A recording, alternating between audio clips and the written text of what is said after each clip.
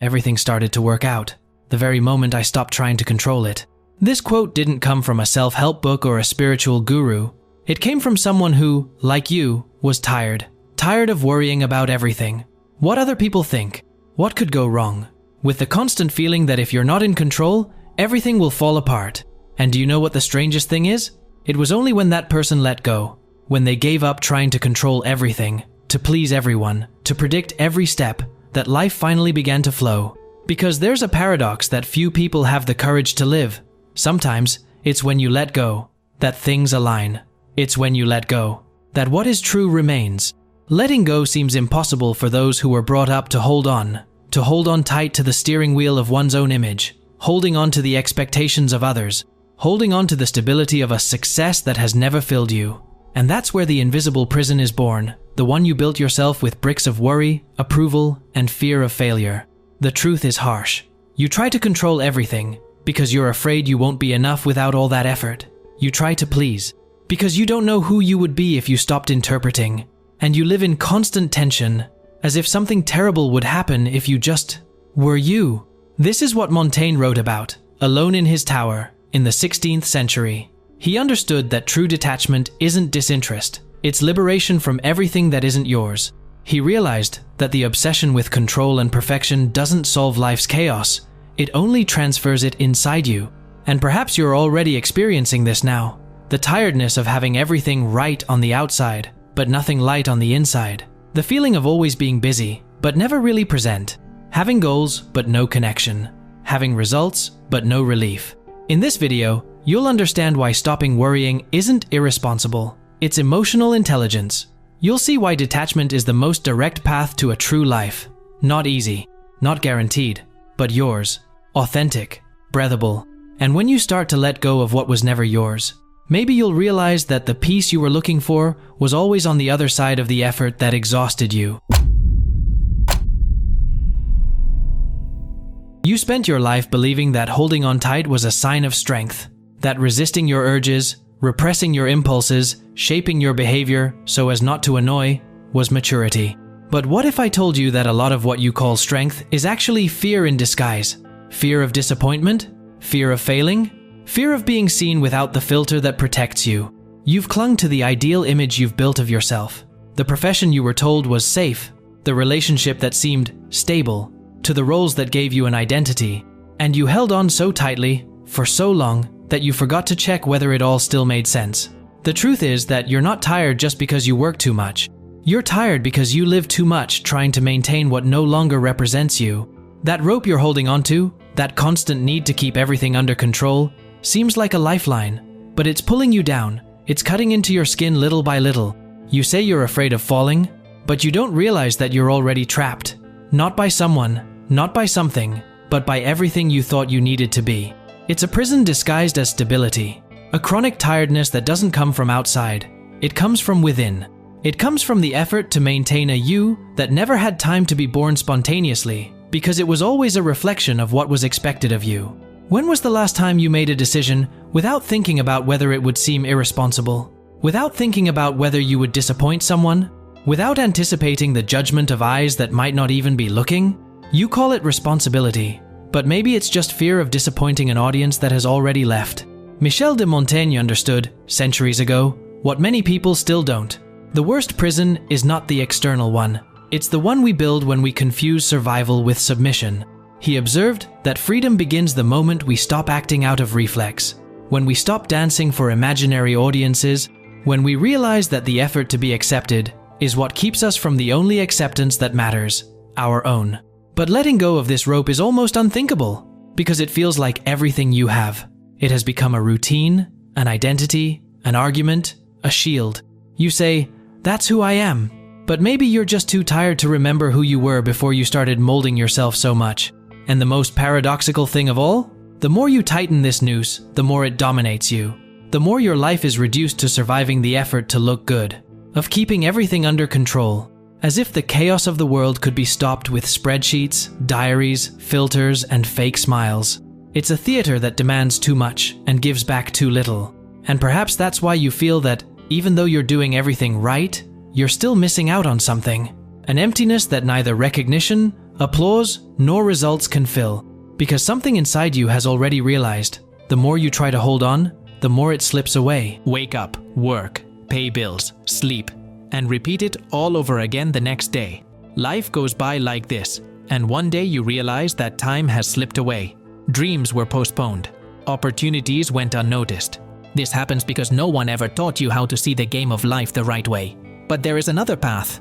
If you want to reach the next level, you need to access new knowledge. And that's exactly what you'll find in the White Rabbit Codes. This book will open your eyes to what is really happening. You'll understand why you keep getting stuck in the same cycles, learn how to escape autopilot, and start seeing the opportunities that were always there. And finally, you'll make decisions that truly lead to the life you've always wanted. If you feel ready for this change, the link is in the pinned comment. You'll be surprised at how simple it can be to increase your prosperity. Success is a decision. The choice is yours. What keeps you from peace the most isn't chaos, it's the desperate attempt to prevent it from happening. Controlling everything seems sensible at first glance. Planning, organizing, anticipating risks. You call it responsibility, maturity, being cautious. But deep down, what drives you isn't clarity, it's fear. Control, more often than not, is not a rational act. It's a defense mechanism, an unconscious attempt to protect yourself from what you can neither predict nor accept. The problem is that this illusion comes at a very high cost. The more you try to master every detail of your life, the more you become a compulsive doer and less of a living human being. You no longer live in the moment. You calculate, you monitor, you rehearse, you execute, and yet nothing goes according to plan. That's what nobody told you. The more you try to control, the more fragile you become in the face of what escapes. Because everything that doesn't fit into your mental map becomes a threat. Everything that goes off script becomes a crisis. Everything that surprises you becomes a mistake, even when it could be a gift. Have you ever noticed how anxiety arises, not in moments of chaos, but in moments when chaos threatens your internal logic? It's not the unexpected itself. It's the fact that you can't accept it. Not being able to trust. You can't give in. And then you start living on constant alert, as if your peace depended on the system not failing. But the system is life, and it was made to fail. Michel de Montaigne wrote that the fear of losing control is what prevents us from living fully. He saw clearly how much we cling to plans, positions, routines, as if this could shield us from the unpredictability of existence. But absolute control, the control you try to achieve, is just a disguise. A mental theater that leaves you busy but empty, organized but tense, productive but absent. Have you ever wondered how many opportunities you've missed because you were too busy preparing for them? How many moments have you missed because you were mentally planning your next move? How many conversations you didn't actually listen to because you were trying to sound interesting or right? The more you try to ensure an outcome, the more you disconnect from the present. And the present is the only real thing. Control is exhausting, and worse, it's useless. Because the control you seek outside is only the reflection of an internal lack of control. And no matter how many lists, goals, and safeguards you have, life will laugh at your predictions. It will mess up your certainties. It will knock you out of the place you thought was safe. And if you don't learn to give in, you'll break. That's why letting go isn't irresponsible. It's wisdom. It's not giving up. It's emotional intelligence. It's recognizing that what saves you isn't having the world in your hands. It's knowing how to open your hands when you need to. And maybe that's your blind spot, thinking that letting go means losing everything. But sometimes letting go is the only way to discover what really remains. And this is where we start to touch an even deeper wound.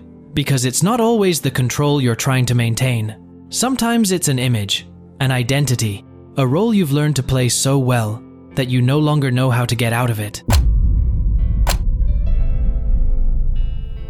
You've become so good at acting that you don't even realize you're acting. You wake up, put on the right clothes, use the right words, keep your gestures at the right volume. Everything is millimetrically adjusted to maintain the image, to sustain the character, to ensure that the you that the world sees continues to function, continues to be accepted, continues to receive the same silent applause that you've learned to crave.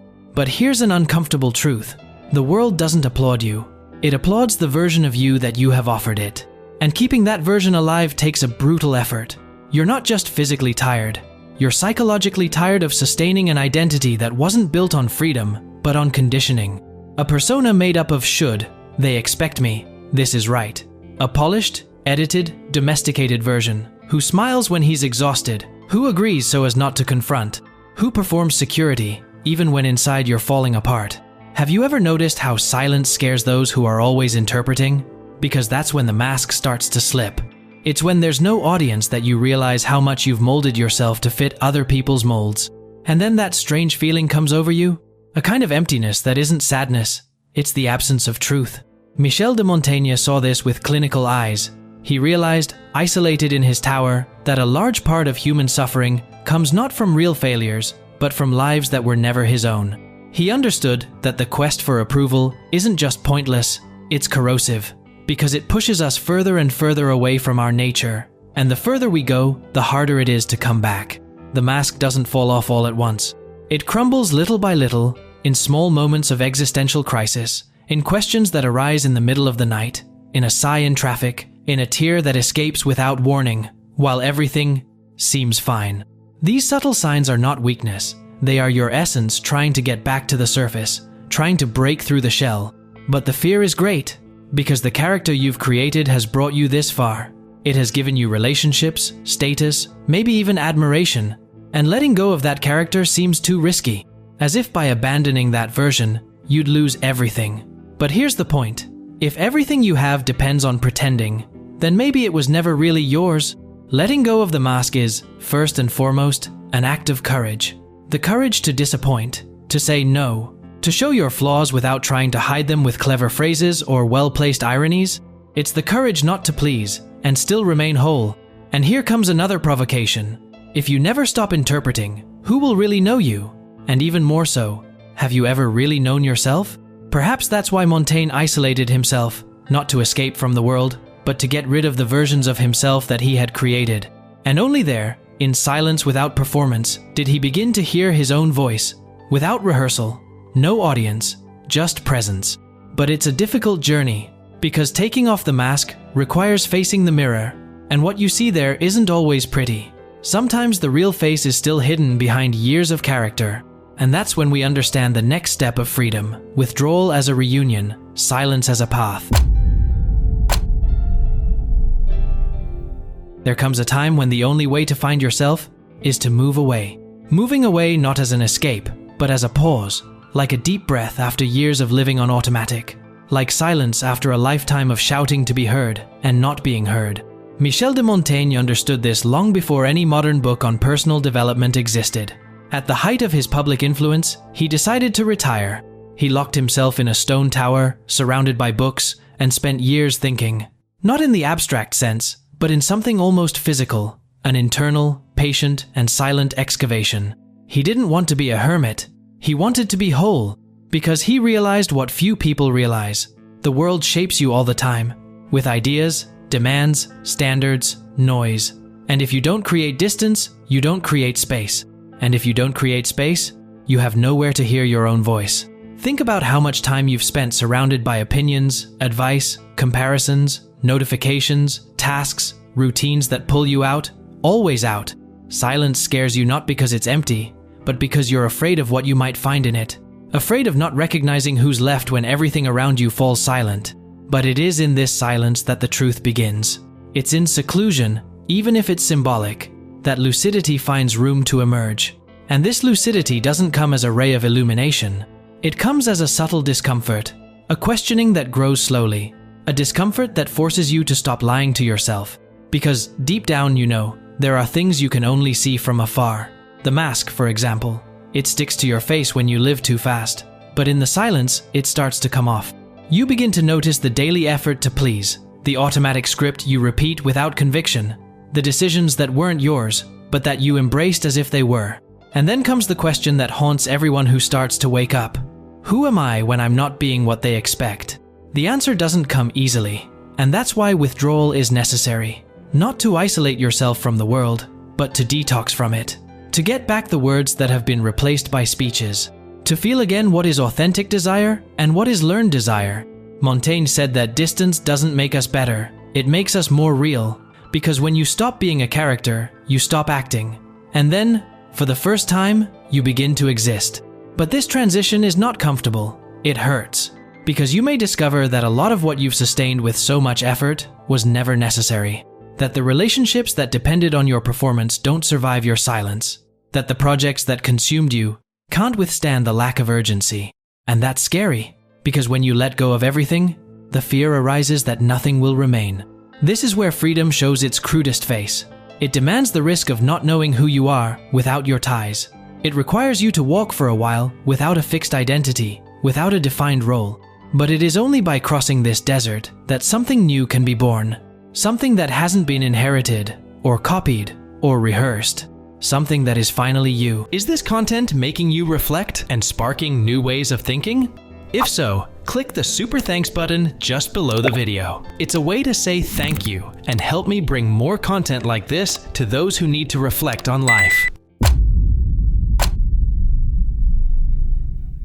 Everyone talks about freedom as if it were a light, bright, peaceful gift. But nobody told you that freedom, before being liberating, is frightening, because it requires you to let go. Let go of the character, let go of the mask, let go of control, let go even of what seems essential, because maybe it's just habitual. Freedom, contrary to what they say, doesn't begin when you gain something. It begins when you lose what you didn't need.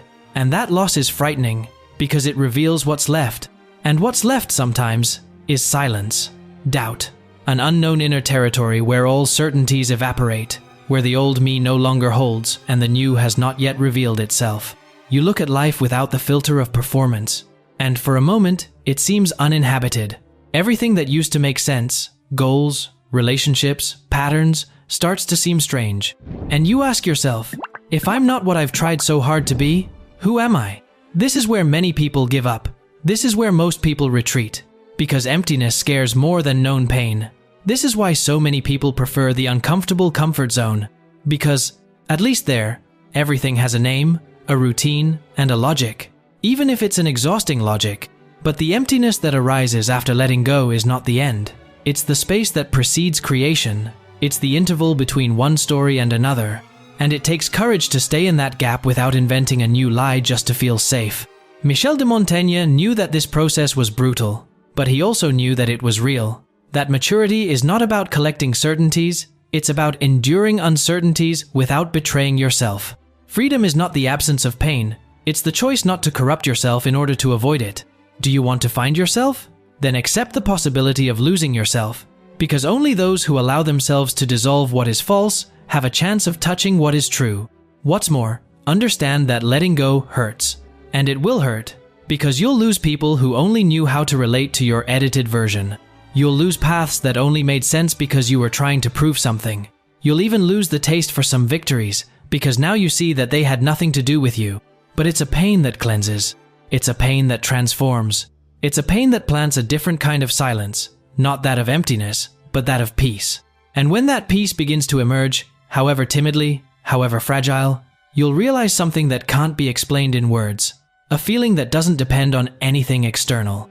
A state of presence that doesn't require performance. A freedom that doesn't shout, but sustains.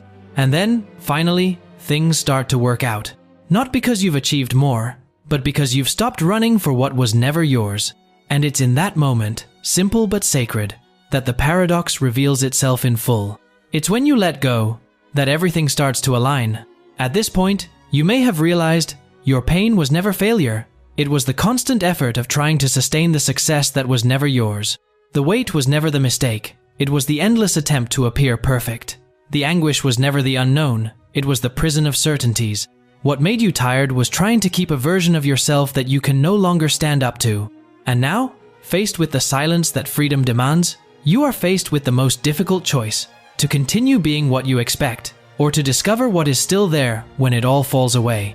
Michel de Montaigne wouldn't tell you to abandon the world, but he would tell you, with all the serenity that only lucidity allows, abandon what is not yours. Inherited goals, relationships maintained out of fear, control disguised as maturity, the anesthetic routine that prevents any sincere question. Because none of this sustains you, it only holds you back. You don't need to destroy your life, you just need to let go of what no longer sustains itself. Letting go is not losing.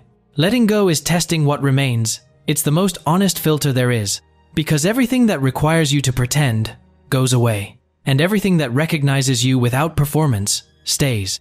And that's why, when you stop worrying, everything starts to work out. Not because the world changes, but because you stop sabotaging yourself with what you thought was security, and you finally start living the life that responds to your truth, and not to other people's expectations. So the final question is not, what should I do? The question is, are you willing to be who you are, even if it costs you everything you've never been? If the answer is yes, there's no need to run. Just start letting go. If you've made it this far, you've already taken a step beyond most people. You're subscribed to the channel, you watch the videos, you reflect on every idea. Now the question is, how far do you want to take this? If you want to take the next step and truly apply this knowledge to your life, the White Rabbit Codes is ready for you. The link is in the pinned comment. Remember, success is a decision. The choice is yours. Count on me and follow the White Rabbit.